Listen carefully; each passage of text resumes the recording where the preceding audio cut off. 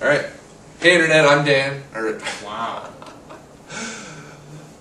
That'll go into our blooper reel. Hey, Internet, I'm Chaz. And I'm Dan. And this is Wine is Serious Business. Thanks for watching. And to start tonight out, we'd like to say thanks to Mike Plunkett from Renaissance Wines and all of the other regular patrons who are looking forward to episode 18. It wasn't as good as we hoped it would be. And so we appreciate your patience while we learn the limits of our equipment. And we look forward to delivering you more quality content and another good show with Mike in the near future.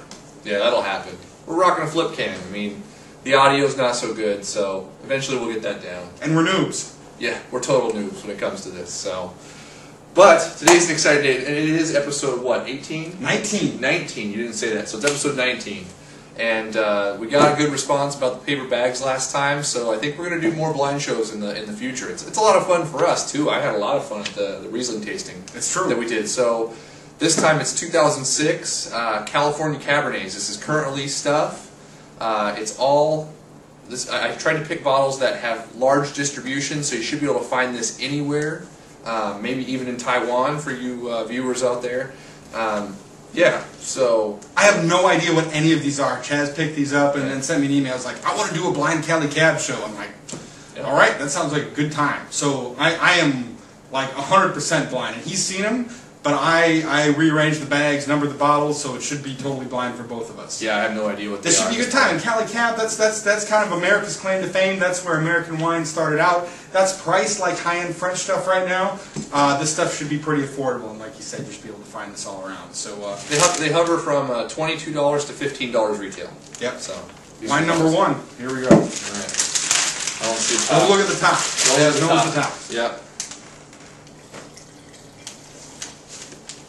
We just went to Napa this summer. That was a lot of fun. It's true. It was a lot of fun. Some really good wines. Some really nice people. I didn't see it. My eyes. Yeah. Right. And a lot of people give a lot of hate to Napa. I don't think it deserves it. You know, it was definitely a better time than we expected when we went down there. Prices are high. There's no question about that. But the wines were good, and if you look around, you meet some great people and have a great time. So. Yeah, it is commercialized. I mean, that's the big thing I heard. It's all corporations. It's very commercialized. But it's still, I mean, people like us just like to drink wine that are working in the tasting rooms. You can chat with a lot of people and have a lot of fun. And we did. And some of it's good. Yeah, some of it's really good. There's no question about There's some really good wine in Napa. Yeah. Wow, and this just screams cab fruit. This is where my nose and my palate come in a little weak. I'm like, oh, kind of blackberry, but blind, like 100% blind. I don't know what varietal or anything this is. I'd call this out. Atypical Napa Cab or California Cabernet. Yeah. A little bit of oak. But not dominant at all. Like nicely blended in with the fruit. And significant structure that even comes in on the nose. Absolutely, and that oak plays a little vanilla action along with the dark fruits. Really nice though. It smells nice. Yeah. Let's get to it.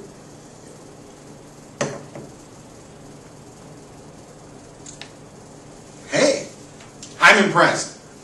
Given the price range, I had pretty low expectations. Thought this was going to be kind of rough. Whatever this is on the lighter side. It starts out a little lighter. It's pretty smooth across the palate. I've got some tannins that dry things out a little bit.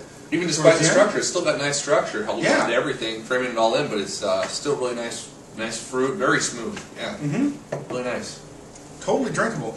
The oak is definitely present. I wouldn't say it's overwhelming or anything like that strong, but there's a strong oak presence through, and some simple blackberry flavors. Right. Not the exceptional, but the fruit's there. The taste on the flavors that you're getting are very nice, not complex by any means, but nice brown in the finish with the acidity and everything. Yeah. Great food wine, like have it with a steak or something. It's balanced. Actually, delicious. To be fair, before I even see what this bottle is, at the price range he gave me, this bottle's a buy. Yeah. If you're interested in California Cabernet, totally worth drinking. 88 points is what I'm going to go. It's pretty basic. It's well put together, but there's nothing, there isn't much that excites me about it, but it's well put together and it's smooth, and I really appreciate that mouthfeel. Yeah. Nothing to push it up to 89 for me. I agree. 88 points. It's very smooth. Really, really nice mouthfeel, like you said.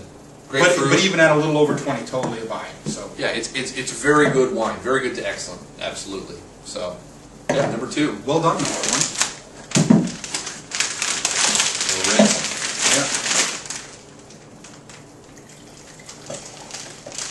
See, nice, reasonable rinse here. We're not Oh, get anybody in trouble tonight. That's reasonable. I was just trying to be nice. That's not all right? That's all right. We've been drinking a little bit already tonight, so. A little bit. Went down and hung out at the wine storage place. One of our friends, Grant Schlegel. Grant Schlegel from Roxanne Wines. Let's give him some credit. We'll give him some credit on the show. Roxanne Wines. Check out their wines. They're really good Southern stuff. Oregon. Yeah, we enjoyed it. We got a pound of stuff. Real pour.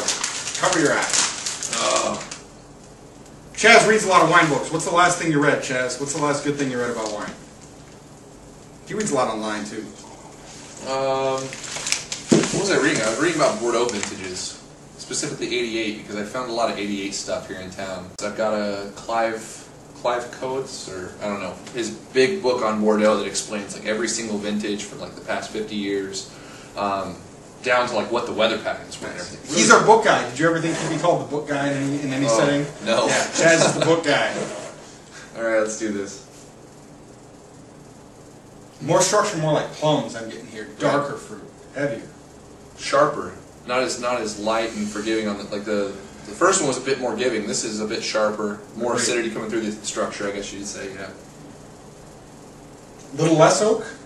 Yeah, definitely more fruit and almost like a little more viney or something like. Yep, totally. You know, whole cluster, a lot of stem left in.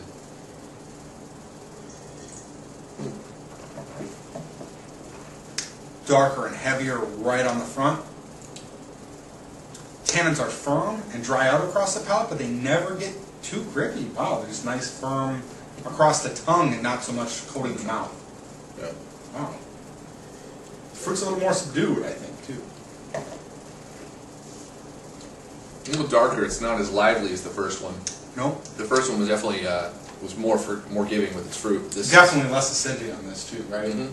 The tannins make up almost the entire tannins are a little structure. bitter to me on the finish. I don't know. There's a little some sort of bitterness that when it comes, like all the fruit goes away and it kind of closes up on the finish. It's like I'm not getting that so much. I'd agree that the fruit's a little short. I wouldn't call it bitter. I'd say, and I wouldn't say really grippy. Like you get some tannins that really seize up and make you pucker. It's not that way. They're full and they're firm, and you definitely get a tannic feeling throughout your mouth, especially toward the finish. But they're not overwhelming. They're all right. And it disappears big time on the finish. After the mid palates, you swallow it. The flavors kind of go away. I would love the structure if the flavors ran out a little more. Mm-hmm. Yeah. 85 points for me. Decent wine. No problems with that. I'd be happy to drink it. If I was at a party, someone else brought it, or, I mean, even if I ended up bringing it and I didn't know what it was, yeah, I'd drink the whole bottle. No problem. This, yeah, totally drinkable, enjoyable, but I won't. I'm not as excited about the finish. I mean, it's good early on, and like the structure is nice, but the finish is not doing it for me. 83 points. All right. And this is when we get to this price point. This is the kind of wine I expect, right? Yeah. Simple fruit. I mean, whatever structure, but completely lacking or absent in certain places of the palate. So. Yeah, and decent job. And honestly, I think this is what a lot of producers even go for, right? You know, bottling in this price point. When you're talking Napa Cab, you're talking like $100 plus for their, you know, for their serious bottling, and they usually got another one around 50 or 60 bucks. By the time you get down to 20, this is stuff that they're like, oh, we're not going to do anything special with. What did I say? 83 points on that? Yeah, you said 83. 82 points. Drop it down. Drop it down. All right. I'm not that excited about it. Here we go to number 2.